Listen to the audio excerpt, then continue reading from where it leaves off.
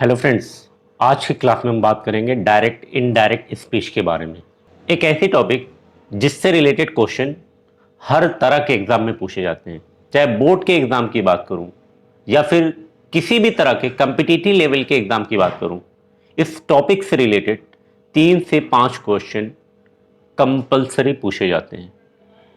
की वीडियो में हम कुछ एग्जाम्पल्स लेंगे और उन एग्जाम्पल्स के थ्रू इस टॉपिक के कंसेप्ट को क्लियर करेंगे। इस टॉपिक से रिलेटेड YouTube पर आपको ढेर सारी वीडियोस मिल सकती हैं, बट इस वीडियो में आपको एग्जाम्पल्स के थ्रू सारे कंसेप्ट को क्लियर करवाया जाएगा। यकीन मानिए, इस वीडियो को देखने के बाद आप इस कंसेप्ट को कभी भूल नहीं पाएंगे।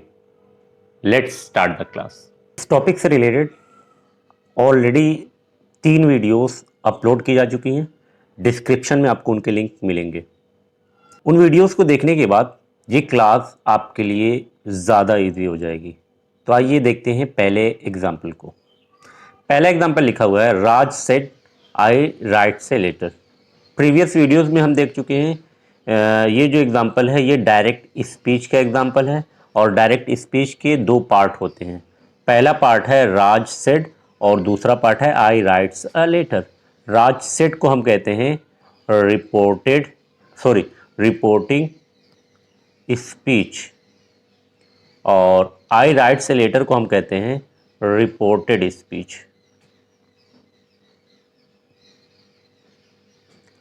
अब आइए देखते हैं इस एग्जाम्पल को, किस तरीके से इसको हम चेंज करेंगे इनडायरेक्ट स्पीच में।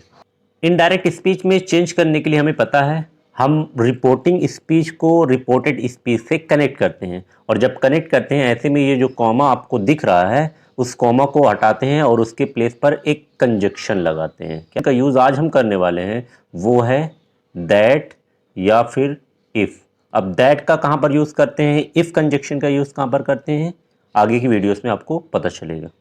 अगर इसके इनडायरेक्ट स्पीच की बात करें तो इसकी इनडायरेक्ट स्पीच होगी, Raj said he wrote a letter.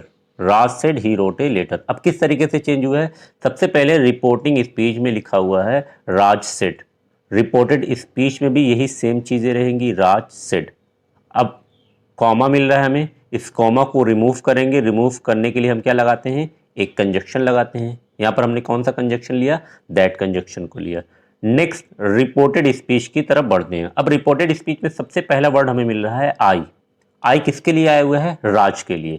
तो हम करते क्या है, राज के अकॉर्डिंग इसे थर्ड पर्सन में चेंज करते हैं। जैसे राज अपने लिए आई बोलेगा और हम राज के लिए क्या बोलेंगे, वो कह रहा था, तो आई चेंज हो जाएगा वो में। इट मीन्स आई जो आपका होगा वो चेंज हो जाएगा ही में चेंज हो जाएगा। नेक्स्ट है राइट्स। राइट ये वर्ब की फर्स्ट फॉर्म है जो प्रेजेंट टेंस को बता रही है।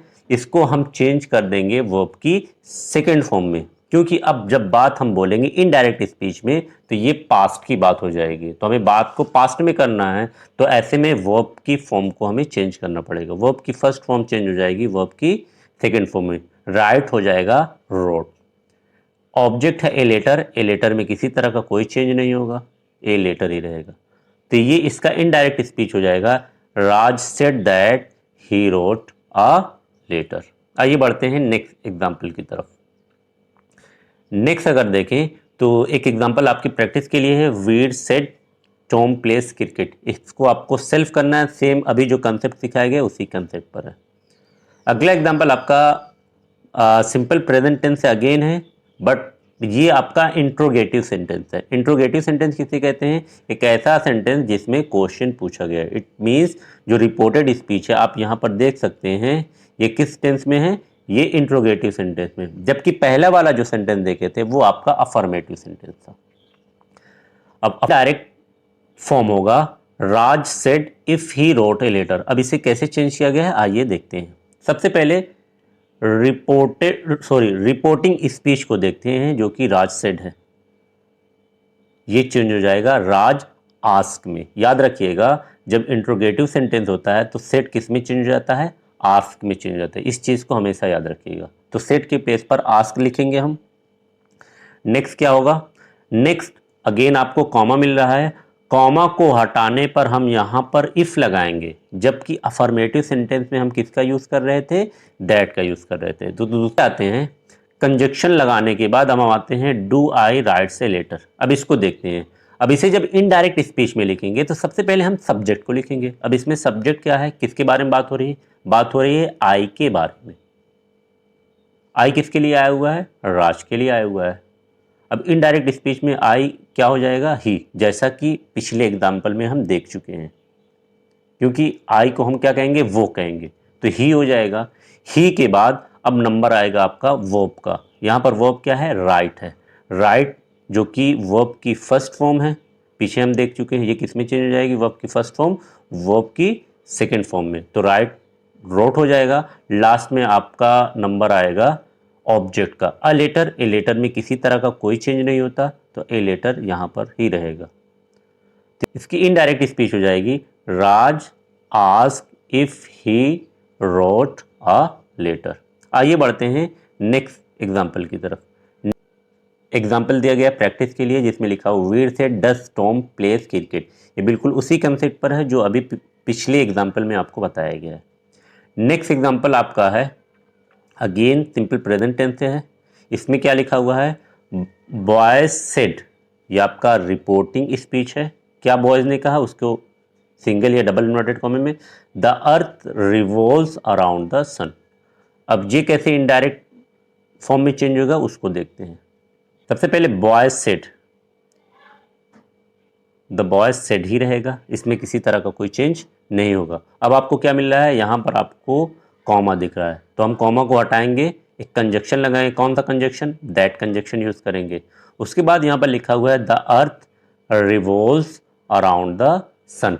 अर्थ के बारे में बात हो रही है कि अर्थ सूरज के चारों तरफ चक्कर लगाती है।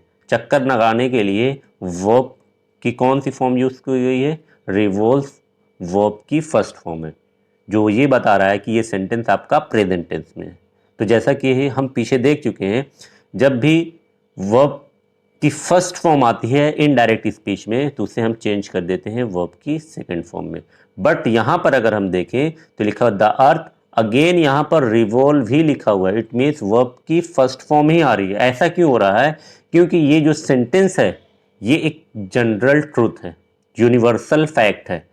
ये सेंटेंस जो है एक यूनिवर्सल फैक्ट है, और यूनिवर्सल फैक्ट वाले सेंटेंस में हम उसके टेंस को कभी भी चेंज नहीं